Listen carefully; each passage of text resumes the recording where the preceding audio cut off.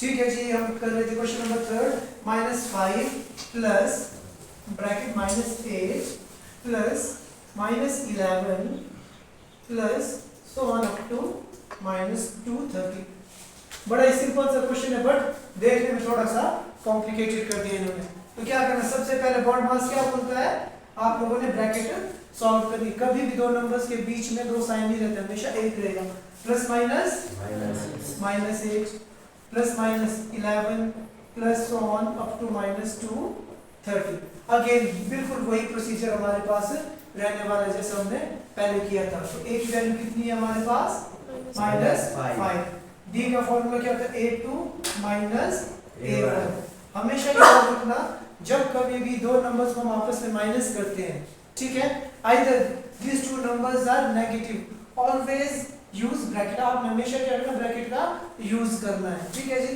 तो -8 plus 5 plus minus, तो d की वैल्यू कितनी आ गई हमारे पास, -3। a की वैल्यू कितनी है हमारे पास, -5।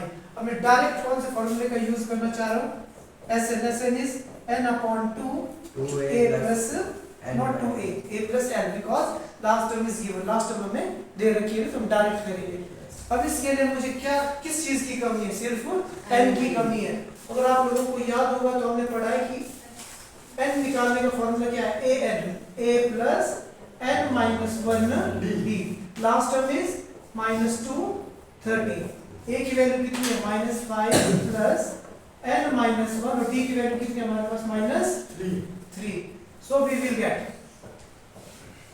-5 इधर लिखा मैंने, plus minus 3n minus plus 3। ये सबसे खतरनाक पॉइंट ये जहाँ मिस्टेक होती है हमारी, प्लस माइनस प्लस। ठीक है जी, तो कितना आ गया देखो, 230 प्लस माइनस 5 में 3 गया तो साइन नेगेटिव का इधर आके वो क्या हो जाएगा, पॉजिटिव। तो यहाँ पे आ गया 3n, so we will left with -228 upon -3n। Negative से नेगेटिव कैंसिल, n की वैल्यू होगी 228 upon 3। 7 3 is 21, 6 3 is 18। so n की वैल्यू कितनी आ गई बच्चों हमारे पास, कितनी आ गई, 76। Yes, n is equals to 76। अब फाइनल पार्ट हम मैंने क्या निकालना है, s 76। n की जगह मैं लिख दूंगा 76 अपॉन 2।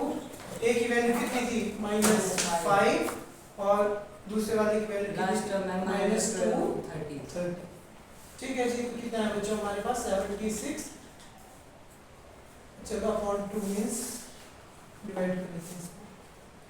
अब तो कितना है हमारे पास, 3 2 6, 8 2 16, तो अंदर आ गया -235 प्लस माइनस कितना आंसर है देखो, 235 38 40 40 4 80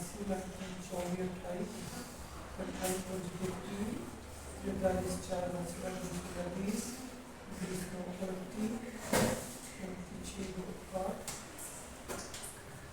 ऐसे कितना ही आया, मान देख लेना है ना, मल्टीप्लाई करके कितना ही आया कि नहीं आया।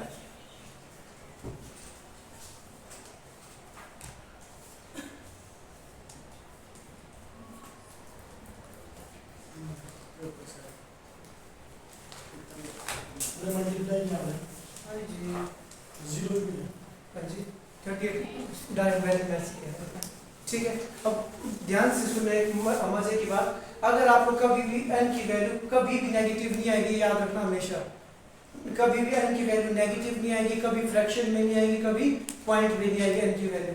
अगर आ रही है आपकी, इसका मतलब आपने कुछ गलती की है, तो आपको again you should cross check your answer. ठीक है, s can be negative, s can be positive, b can be negative, b can be positive, a can be positive, a can be negative, but n can't be negative. n की value कभी भी negative नहीं आएगी आपके पास, ठीक है ना, और कभी भी वो फ्रैक्शन पे नहीं आती है। That's it.